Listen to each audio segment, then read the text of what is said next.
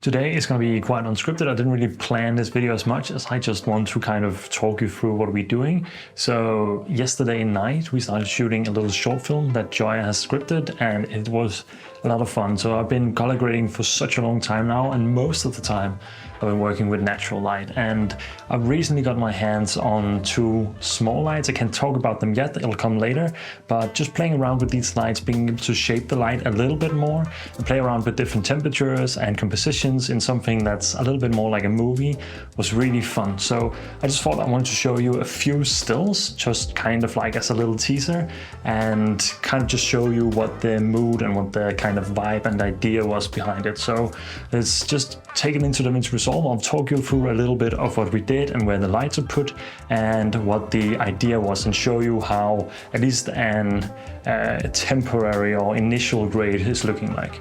So let's head into it. All right, so what I wanted to drag in here in DaVinci is just two scenes. The first one is her moving around in the bed and then looking up. We shot that from a little bit of an angle, but being kind of like a top-down shot, but we didn't want her to look straight into the camera.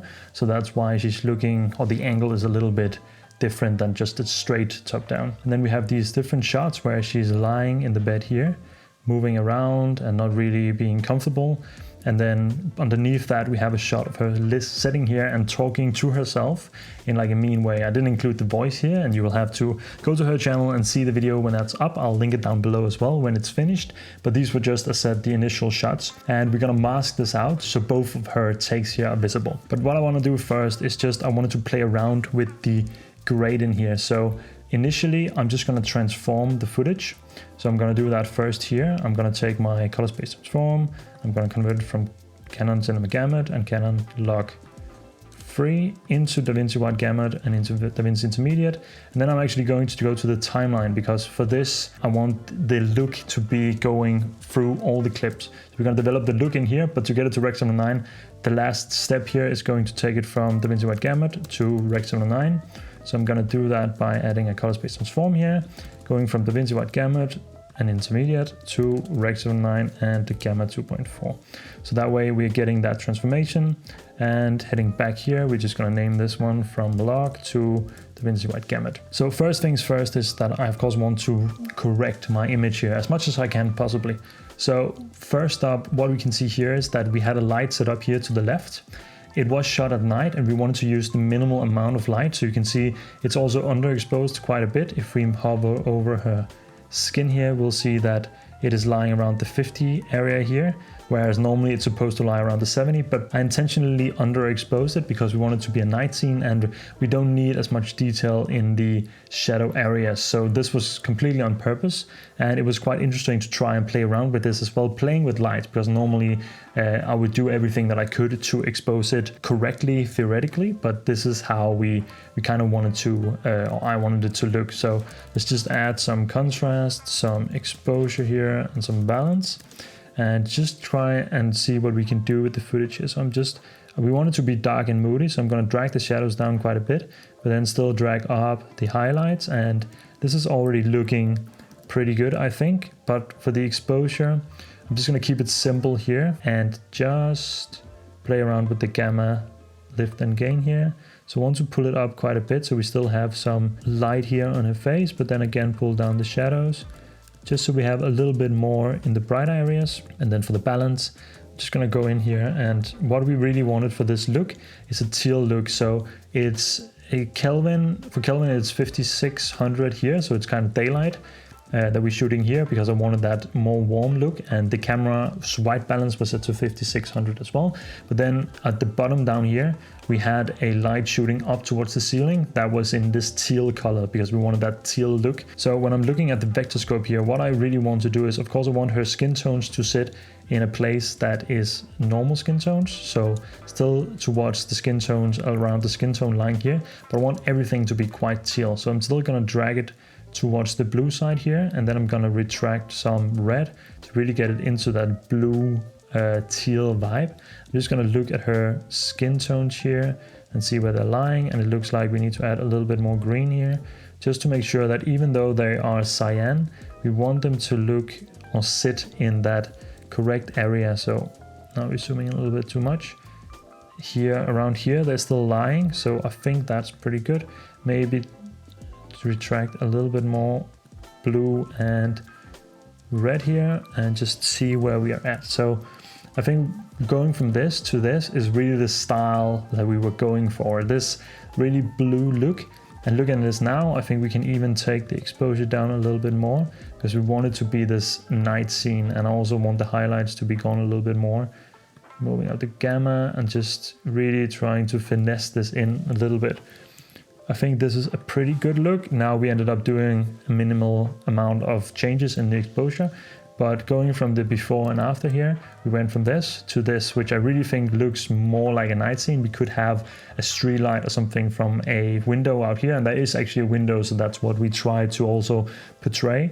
But we also wanted to light the rest a little bit, and I think when we're looking here later in the scene, we really get this nice contrast of like light coming from the side and not as much from the angle here. And now looking at this, I want to again make sure that the skin tones are lying in a good place. So since we don't have that much red, we're just gonna try and find a spot here where it's looking good, and I don't want it to be too green either. So I'm just moving it around, seeing where her skin tones lie here, and they are lying around this area, but more neutral now. So I think it's pretty good. And then if I move back and forth now, I think this is a pretty good starting point for where we want the look to be. So I'm just going to take this and add it into my other clips here, and just kind of getting the same place to start with. Now, what I want to do from here is I want to move into my timeline and add a little bit of a look. So I'm going to make this my look, or this is going to be my primaries, my curves and my saturation, just to see what we can do with the look itself. So for the look, I want to add some more teal into my shadows here. So I really want that to stand out and be super teal, and remove a little bit of red. Then I want in the highlights to try and get a little bit of that skin tone back. So I really want to emphasize that and just move up the red a little bit, move it less towards this side. Try and see if we can just get a little bit more separation in the colors here, get her skin tones to lie in the right area. They are up here now, so it looks pretty good. Just trying to see where we are moving things when we're moving them around like this. The skin tones are still lying in a good spot, I think, but it's more teal and orange now. I'm not sure I like this. Again, this video is mostly just a quick look at how I would go about trying to grade this. And let's just see how it looks. I do like how the colors are coming together here. So let's see what we can tweak inside of the curves here. Just trying to get her skin tone here as much as possible. They are lying around this area now, so that means we did a pretty good job getting here so far. So let's just see what we can do to tweak. Just trying to get the small amount of color that is here to lie in that line right here. So we are getting that skin tone, and now we can see we got a little bit warmer. It's super important to get the skin tones right. Even when they are in this color, we would be able to see if they were looking completely off. So I want them to be as close as possible to a place that we like. And I really don't like this color up here. So I'm gonna try and see if I can push some of that towards this teal color here. Something like this, really getting it to a place where it's not looking this green. I really want it to be blue and shadowy. I'm just gonna try and move and correct my teals here to be in a spot I like. And now we got rid of that green hue up here. I really like this blue more. And for the saturation, I want to boost it a little bit. So I'm gonna go into the HSL. Could also use HSV. I get that questions all the time. I don't really mind. It's not that big of a difference for me. Just gonna boost the exposure, or the saturation, sorry, just a little bit here with the gamma. Really separating that look. And now I think we're starting to break the colors a little bit, especially in her hair. So I'm gonna try and take a look at that and see where that started happening. That was already a little bit in the look. The highlights are really getting those strong colors of the red. So I'm just gonna drag that down a little bit to remove that. You can see that we really had that red color. I don't really want that to shine through. That looks a little bit too artificial. And I think we are starting to be in a pretty good place with our look here. I really think this gives us a nighttime vibe. And the only thing now is I think I'm gonna go back here and I'm just gonna play around a little bit more with the contrast to see if we can get it even more into a space that looks a little bit dark, as like a night scene, something like this, and then just see where we can play around with the highlights, because I don't want it to be too harsh. I really want it to sit in a place where it's kind of convincing that it's night, and I think this is pretty damn good. So this is really getting to a point of where I like the style here. I think I'm gonna head back into the timeline and the curves, because one thing I forgot was to go into the saturation. I really want this green area here to be super desaturated and not really that contrasty in terms of the rest. I want that to kind of sit in a neutral spot up here, so it's not a strong green cast, but it's more this neutral cast, so it takes away. And we're gonna make the letter boxes up here, so it's not gonna matter that much, but in case you do see it, I don't really want that to be too obvious. And I think for this, that's pretty good. That's a pretty good start. Now, of course, I would do some masking and other things, but I really like how this looks so far. Now, what we need to see is if we take the same adjustments here and put over our other clips, what are we looking at here? We have some green weird artifacts here, and I'm not sure if that comes from our balance. It might. So let's just take up the vector scope. We really have some weird greens going on. It could also be the timeline itself. So let's just see where these are coming from. This is something we're creating in our curves. So let's just see what happens when we're moving around things. And it's definitely in the curves that something has happened. So I'm just gonna go in here and see where things are not doing what we want them to. Where are these green tones lying? They're lying around here. They're really not being pushed enough towards the blue area, and they are still just being too green and a little bit too weird of a color, I think. So really trying to nail that into being neutral. Now I'm trying to desaturate it as much as possible so I can really get rid of those green tones up here, and I think that really helped. Now we got rid of that green cast that we had, and let's just check our first shot again, that it didn't do anything with that we didn't want. It didn't, so it looks good. Now it's just a matter of the exposure here that I want to go into my waveforms and just see if we can work a little bit more with the contrast in this one as well. So just gonna drag it down a little bit, and I don't want the highlights here to be as strong. I think this is a really good look for it, and I'm gonna copy that to the other one because that was kind of the same. And now if we look at it, I think we really are getting somewhere where it really looks cool. I really like how this look is coming together, and it's supposed to be dark and a weird, little bit weird with the colors. It's supposed to be this blue, so really like it, and still having that skin tone even though it's pretty soft. Now we were playing around with some harsh lights here, so that makes it a little bit difficult to control, but even this scene I think is pretty good. It might be a little bit too dark in the shadows here, so I think we're gonna have a look at that and see where the darker tones are lying, and they are being underexposed, so I think we need to lift that up just a little bit to make sure that that's not being crushed, and that just gave us back enough detail that it's not clipping, at least most of it. So that's a way to work around that as well for when we really get into the final grade. Now the last thing I want to do here is I want to go back into my other clip, just kind of show you what the idea is here. So in here, I want to add my alpha output, and this is going to be my mask.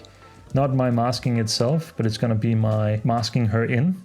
So what we found yesterday when we were just kind of testing it out is making a mask around here and then just kind of blending her in a second was the best option, and not going the other way around as I otherwise would have gone. So if we do this, you can see now connecting these two, we're really getting a look that looks cool in terms of getting her in here. So we can get a little bit of selection here, and we still want her shadow to be in here because that's a bit difficult to get rid of. And we can see that we're a little bit out of, something happened with the camera, so we need to move that up. But I'm just going to the outside here and the inside, just add a little bit of a blur, not much, just a tiny bit. And then when we go back in here, you can see that the bottom layer, it just needs to go up a slight bit, something like this. And something is weird with the pillows as well, so we need to fix that. So heading back in here, I think we need to make our selection come together even more, like something like this, and something like this can probably work.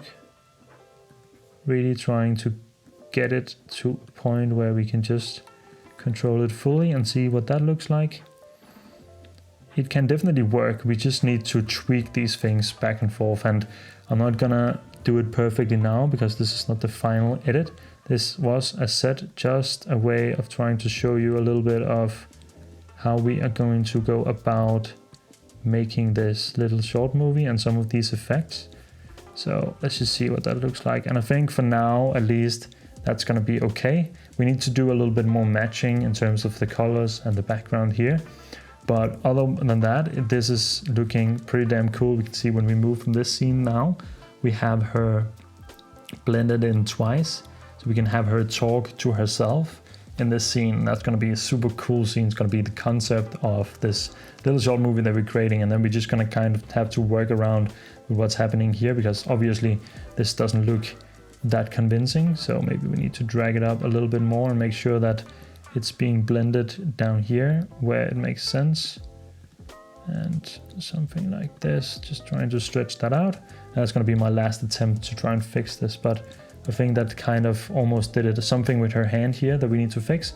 But other than that, you can see that blending out and softening the shadows here really made it work. And then with the magic mask, we're going to mask her here so that she moves out in front of her in the background. But I'm not going to do that now. That was just to show you kind of what the idea was and how I was going to make this look for this movie. Playing around with these lights, getting some teal color, and really trying to get in that nighttime vibe. So that was just a quick, like, random talk about this. I hope you enjoyed it. And yeah, that was what I wanted to show you this weekend.